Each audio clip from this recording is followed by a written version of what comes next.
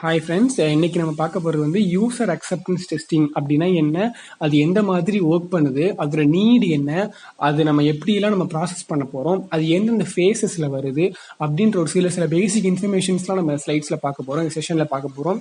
அதுவும் இல்லாமல் அதை நம்ம ஒரு சிம்பிள் எக்ஸாம்பிள் எடுத்து அது என்ன மாதிரி ஒர்க் பண்ணுது, அதுக்கு நம்ம என்னென்ன ரெக்குயர்மெண்ட் கொடுக்கணும், பேசிக்காக வந்து இது எதுக்கு இந்த ஃபேஸ் இம்ப்ளிமெண்ட் பண்ணாங்க.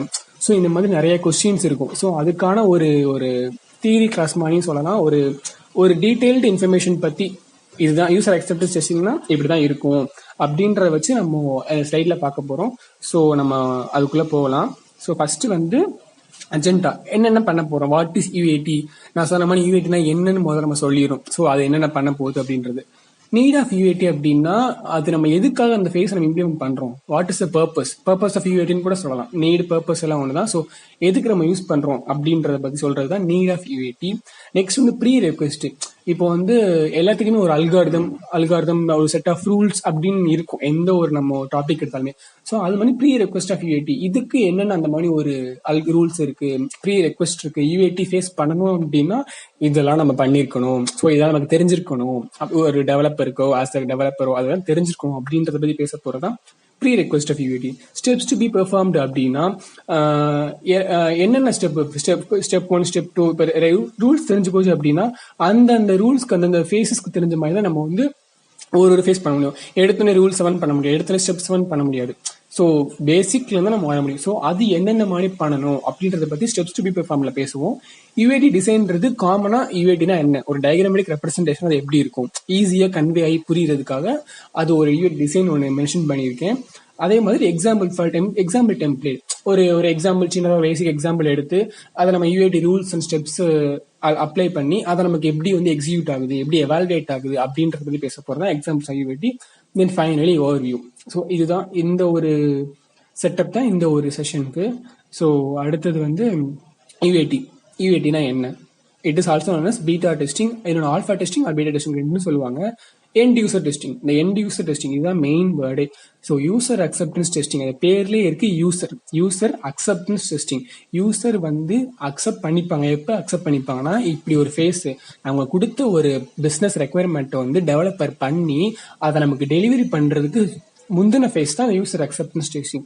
அவங்க வந்து டெஸ்ட் பண்ணுவாங்க, கிளைண்ட் ஆர் யூசர் அவங்க வந்து டெஸ்ட் பண்ணுவாங்க. டெஸ்ட் பண்ணி நான் கொடுத்த ரெக்குயர்மெண்ட்டை நீங்க ஃபுல்ஃபில் பண்ணிருக்கீங்களா இல்லையா அப்படின்னு செக் பண்றதுக்காக தான் இந்த யூசர் அக்செப்டன்ஸ் டெஸ்டிங்ன்ற ஒரு ஃபேஸே வந்து கொண்டு வந்தாங்க. இது ரொம்ப யூஸ்ஃபுல்லா இருக்கும். யாருக்குன்னா யூசருக்கும் யூஸ்ஃபுல்லா இருக்கும், கிளைண்ட்டுக்கும் யூஸ்ஃபுல்லா இருக்கும், அதே மாதிரி டெவலப்பருக்கும் இது யூஸ்ஃபுல்லா இருக்கும். ஏதாச்சும் ஒரு மிஸ்மேட்ச் ஆச்சு அப்படின்றதெல்லாம் கேட்கும் போது இது கண்டிப்பா யூஸ்ஃபுல்லா இருக்கும். This validation is carried out by end users who are familiar with the business requirements. end user மட்டும்தான் இதை வேலிடேட் பண்ணுவாங்க with the knowledge of the developer. ஓகேவா, இதுதான் வந்து யூசர் அக்செப்டன்ஸ் டெஸ்டிங். பேசிக் இன்ஃபர்மேஷன் இதுதான். ஸோ நெக்ஸ்ட் வந்து பெர்ஃபார்மன்ஸ் ஆஃப் யூஏடி. இப்போ என்னன்னு பார்த்தோம், யூஏடினா என்னன்னு பார்த்தோம். ஹவு டஸ் இட் பெர்ஃபார்ம் அப்படின்னு நம்ம என்ன சொல்லுவோம், this is typically the last step before the product goes live or before delivery.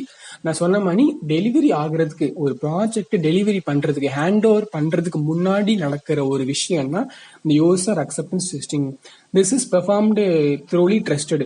System டெஸ்டிங்க்கு அப்புறம் பண்ணுவோம். சிஸ்டம் டெஸ்டிங்கிறது நமக்கு தெரிஞ்சிருக்கும், ஏன்னா lot of testing available in software quality testing. So அதுல ஒரு டெஸ்டிங்கா பண்ணி வர சிஸ்டம் டெஸ்டிங் அப்படின்றதுக்கு அடுத்த ஃபேஸ்ல இருக்கிறதா யூசர் அக்செப்டன்ஸ் டெஸ்டிங். அதுக்கப்புறம் நம்ம அவ்வளவுதான், யூசர் அக்செப்டன்ஸ் தான் லாஸ்ட் ஃபேஸ். அதுக்கப்புறம் நம்ம வந்து ப்ராடக்ட் டெலிவரி பண்ணிடலாம் பேஸ்டு வந்து அவுட்கம், அது ரிசல்ட் வந்து ஓகேவா கிரிட்டிக்கலா நார்மலா அப்படின்றத பொறுத்து நம்ம வந்து அதை வந்து இது பண்ணிடலாம். அப்புறம் வந்து டயக்ராமேட்டிக் ரெப்ரஸன்டேஷன் நான் கொடுத்துருக்கேன், அதை நெக்ஸ்ட் ஸ்லைட்ல பார்க்கலாம். So this is the diagrammatic representation. Diagram பார்த்தாலே உங்களுக்கு தெரியும் how does it works. So இதுல வந்து 4 கொடுத்துருக்காங்க. ஃபர்ஸ்ட் ஒன்று வந்து டெவலப்மெண்ட், அதான் தேவன் கொடுத்துருக்காங்க. ஸோ டெவலப்மெண்ட் ஃபேஸ், அது முடிச்சதுக்கப்புறம் குவாலிட்டி அஷூரன்ஸ். இந்த குவாலிட்டி அஷூரன்ஸ்க்கும் யூஏடிக்கும் நிறைய கனெக்டிவிட்டி இருக்கு. இந்த குவாலிட்டி அஷூரன்ஸ் என்னெல்லாம் பண்றாங்களோ அதை வச்சுதான் நம்ம யூஏடியே பண்ண போறோம். So full ஃபிளெஜ்டா. ஸோ இந்த கியூஏக்கும் யூஏடிக்கும் நிறைய கனெக்ஷன்ஸ் இருக்கு. ஸோ ஃபைனலாக ப்ராடக்ட் டெலிவரி ஆகி போகுது. ஸோ இந்த 3 ஃபேஸையும் கம்பைன் பண்ணி தான் இந்த யூசர் அக்செப்டன்ஸ் டெஸ்டிங் அப்படின்றதே ஒன்று உருவாக போகுது. அதில் பேசிக்காக கியூஏக்கும் யூஏடிக்கும் நிறைய கனெக்டிவிட்டி இருக்கு. ஸோ அதான் ஸ்லைடில் வந்து டெக்ஸ்டா சொல்லியிருக்கோம். Software custom build software service available to them ahead of the time and when their feedback is sought out. So இதெல்லாம் பேஸ் பண்ணி தான் நம்ம வந்து இந்த இது பண்ண போறோம்ன்றாங்க. இந்த டயக்ராம் நீ கிளியரா பார்த்தாலே தெரியும் அது எந்தெந்த மாதிரி நமக்கு ரெப்ரசென்ட் பண்ணுது அப்படின்னு சொல்லிட்டு. ஸோ இந்த 3 phase development, quality assurance, யூஏடி.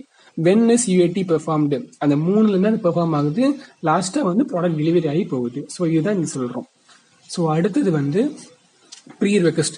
Pre request சொன்ன மாதிரி செட் ஆஃப் ரூல்ஸ் இதெல்லாம் ஃபாலோ பண்ணி தான் நம்ம வந்து ஒரு இதை பெர்ஃபார்ம் பண்ணணும். Business requirement must be available, அவங்க கொடுத்து நம்மகிட்ட இருக்கணும். Application code should be fully developed, coding phase ஃபுல்லாமே கரெக்டாக ஆப்டாக டெவலப் பண்ணி அந்த பிளாட்ஃபார்ம்க்கு ஏற்ற மாதிரி இருக்கணும். யூனிட் டெஸ்டிங், இன்டெகிரேஷன் டெஸ்டிங், இதெல்லாம் செட் ஆஃப் டெஸ்டிங் சொல்ல மாதிரி. யூனிட் டெஸ்டிங்கிறது develop testing, integration testing, system testing should be completed. இது 3 டெஸ்டிங் எப்போ வரும்? யூஏடிக்கு முன்னாடி பண்ணி முடிச்சிருக்கணும் வித் ஃபுல் ஃபிளெட்ஜ்டு நீட் பெர்ஃபார்மன்ஸோட. No sharp stoppers, high medium defects in system integration test phase.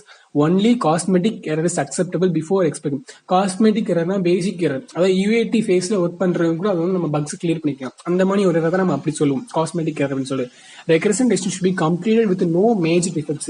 எந்த ஒரு டிஃபெக்ட்ஸ் இல்லாம ரெக்ரெஷன் டெஸ்டிங் ஆல்ரெடி படிச்சிருப்பீங்க. ஸோ அதெல்லாம் கம்ப்ளீட் ஃபுல் ஃபிளெட்ஜா எந்த ஒரு பக்ஸும் இல்லாம கிளியர் பண்ணி இருந்தா மட்டும்தான் நம்ம UAT பண்ண முடியும் அப்படின்றது இங்க மென்ஷன் பண்றாங்க. All the reported defects should be fixed and tested before UAT. எல்லா டிஃபெக்ட், பக்ஸ் எல்லாமே கம்ப்ளீட்டா ஃபிக்ஸ் பண்ணதுக்கு அப்புறம் தான் அந்த UAT அப்படின்ற ஒரு ஃபேஸ்க்குள்ளேயே அந்த ப்ராஜெக்ட் வந்து என்டர் ஆகணும் அப்படின்றாங்க.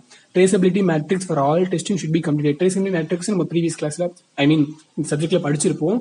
அதுவும் செட் ஆஃப் ஒரு எஸ்கியூடியோட ஒரு பார்ட் தான். ஸோ அதையும் கம்ப்ளீட் பண்ணிருக்கணும்.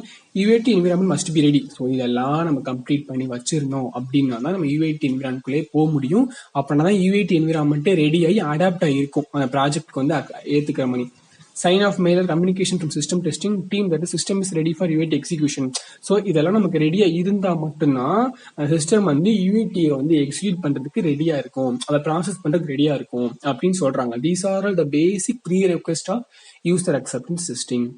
ஸோ நெக்ஸ்ட் வந்து ஸ்டெப்ஸ் டு பி பெர்ஃபார்ம்டு. நார்மலா இப்ப எதுனாலுமே வந்து ஒரு இதுக்கடுத்து இது பண்ணுங்க, இதுக்கடுத்து இது பண்ணுங்கன்னு சொல்லுவாங்க. அதே மாதிரி எந்தெந்த மணி ஸ்டெப் இருக்கு இந்த UAT நம்ம ரன் பண்றதுக்கு அப்படின்றதான் இப்ப நம்ம சொல்ல போறோம். ஸோ அதுல பாத்தீங்கன்னா டிஃபைன் கிரைட்டீரியா பை கிரைட்டீரியானா ஒரு சிச்சுவேஷன், ஒரு ப்ராஜெக்ட், ஒரு எக்ஸாம்பிள். ஸோ அந்த கிரைட்டீரியா டிஃபைன் பண்ணி அதை வச்சு நம்ம சாஃப்ட்வேர் வந்து ஒர்க் பண்ணுவோம். So define criteria by which the software is consider to be working. So அந்த பேசிஸ்ல பண்ணணும். Create a set of UAT test cases.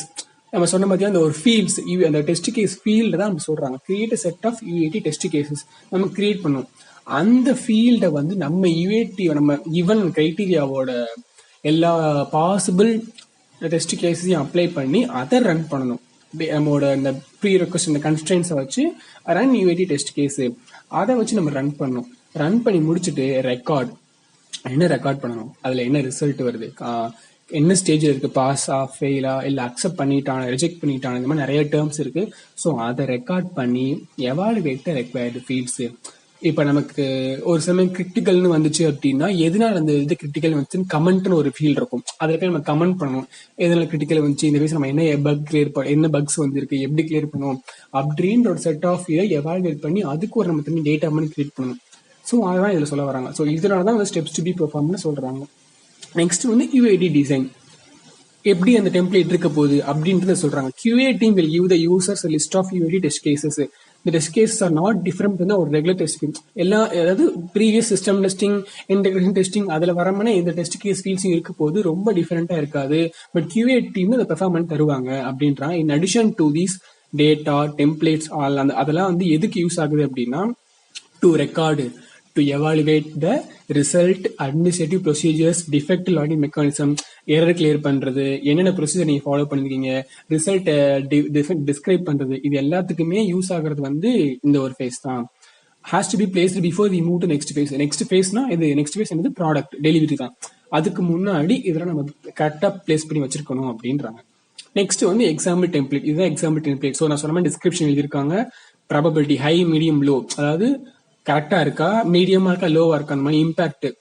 அதாவது ப்ராபபிலிட்டின்றது எக்ஸ்பெக்டேஷன், இம்பாக்ட்ன்றது வந்து outcome.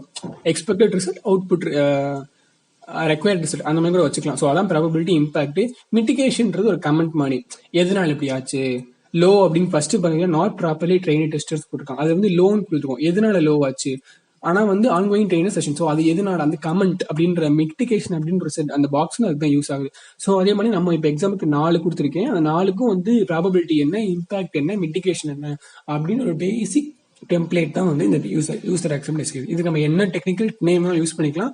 But this is the basic. First description இருக்கணும், அப்புறம் அதோட அவுட்கம் இப்படி எக்ஸ்பெக்டட் அவுட்கம் எப்படி இருக்கணும், ஆக்சுவல் அவுட்கம் எப்படி இருக்கணும், கமெண்ட் எப்படி இருக்கணும் அப்படின்றத நம்ம இது பண்றோம். ஸோ நெக்ஸ்ட் வந்து ஓவர்வியூ. ஸோ நம்ம என்னெல்லாம் பார்த்தோம், யூஏடி வந்து எப்படி டெஸ்ட் பண்றாங்க, என்னென்ன நீட் இருந்தது அதுக்கு. ஸோ இந்த 3 ஸ்டெப்ல இந்த 3 பாயிண்ட்லயும் அதான் சொல்லியிருப்போம். ஸோ எந்த மாதிரி ஒர்க் பண்றோம் அப்படின்றது. ஸோ இதுதான் வந்து யூஏடினா என்ன, அதோட பேசிக் டேர்ம்ஸ் என்ன, அது எந்த மாதிரி ஒரு பிளாட்ஃபார்ம்ல ஃபேஸஸ்ல ஒர்க் ஆகுது, அதுக்கு முன்னாடி என்னென்ன பண்றோம், அதுக்கப்புறம் என்னென்ன பண்றோம், யூஏடி பண்ணணும்னா நமக்கு என்னென்ன தேவை அப்படின்றதோட ஓவர்வியூ தான் இந்த ஸ்லைட்ல இருக்கு. So thank you students.